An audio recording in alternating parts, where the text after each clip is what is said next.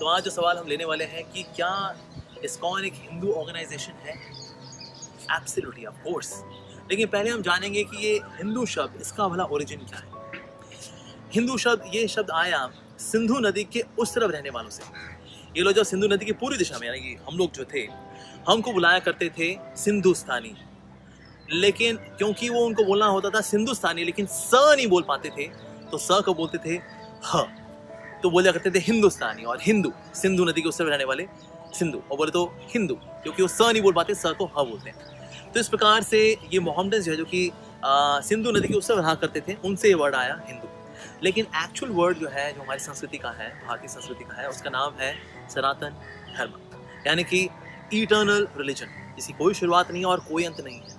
इसका कोई बीच में फाउंडर नहीं आता इसको शुरू करने के लिए, तो अनादि काल से है और अनंत काल तक ये रहता है। तो ये वो धर्म है, आत्मा का धर्म है, सनातन धर्म। तो क्या इस्कॉन एक हिंदू ऑर्गेनाइजेशन है?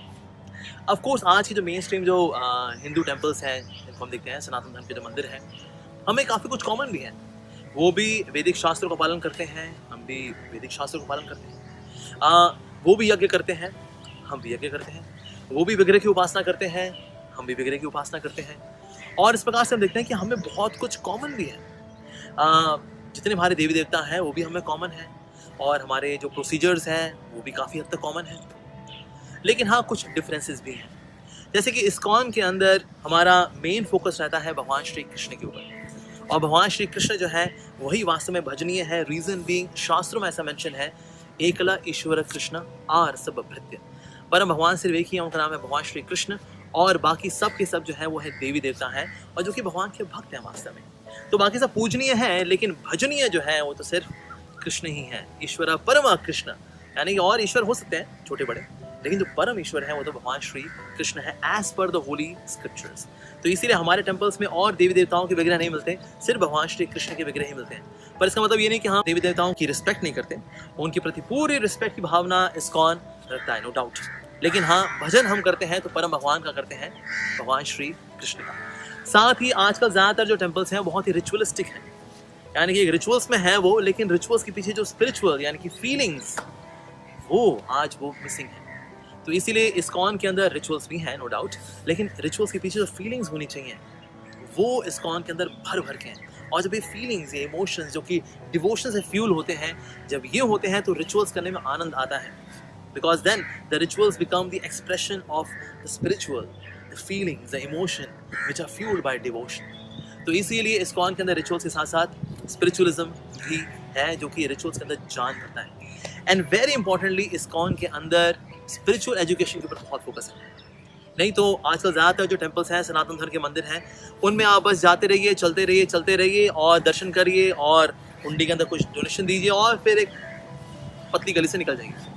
लेकिन इस्कॉन के अंदर no doubt we also seek donations, because हमें मंदिर भी चलाने हैं, साथ में प्रसाद भी बांटना है। लेकिन साथ साथ में वेरी इंपॉर्टेंटली इस्कॉन के अंदर स्पिरिचुअल एजुकेशन के ऊपर सुपर डुपर फोकस है। सिस्टमैटिकली भगवद गीता को पढ़ाना, समझाना और उसको फॉलो करना, और जब दिक्कतें आए, जब हम उसको फॉलो नहीं कर पा रहे हों, तो किस तरह से उन दिक्कतों को डील करना, ताकि हम उन टीचिंग्स को 100% इम्बाइब कर सकें।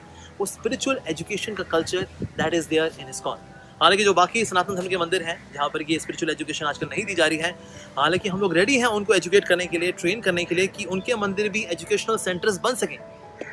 पर अगर वो नहीं आते तो हम क्या कर सकते हैं। लेकिन हाँ, अगर हमारे सारे मंदिर अगर स्पिरिचुअल एजुकेशन को प्रमोट करेंगे और सिस्टमैटिकली जनमानस तक उस एजुकेशन को लेकर के जाएंगे, then people will have immense faith, not ritualistic faith but spiritualistic faith. So कुछ चीज़ें कॉमन भी हैं एक हिंदू टेम्पल में और इस्कॉन टेम्पल के अंदर, but they are few things which we are doing extra. हम भगवान श्री कृष्ण की पूजा अर्चना ही करते हैं, बाकी हमारे लिए पूजनीय है, सम्माननीय है, लेकिन भजनीय तो सिर्फ भगवान श्री कृष्ण ही है।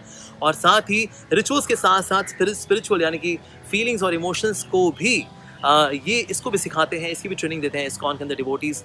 And thirdly, very importantly, spiritual education के ऊपर फोकस होना ये बहुत अधिक आवश्यक है, और वो हमारी स्पेशलिटी है कि जनमानस तक सनातन धर्म की जो विजडम है, टाइमलेस विजडम है, टाइम टेस्टेड विजडम है, वो एक आम आदमी तक पहुंच सके in a very practical fashion. So that's the speciality of ISKCON. So that is, we are Hindus, we are the followers of Sanatan Dharma, actually speaking. But yes, typical जो आज हिंदू टेम्पल्स हैं उनसे थोड़ा सा अलग है, और ज़्यादा इवॉल्व वर्जन है ISKCON टेम्पल्स का। एंड वी ऑल्सो प्रे, हम भगवान से प्रार्थना करते हैं कि बाकी जो टेम्पल्स हैं वो भी इस कल्चर को लेकर के आएंगे, and more and more people will come, just like our ISKCON temples are flooded with people, visitors, devotees. Similarly बाकी मंदिर भी, they would be flooded with visitors and devotees if they will have this spiritual culture which is so very vibrantly present in our ISKCON temples. Thank you very much for watching. Hare Krishna.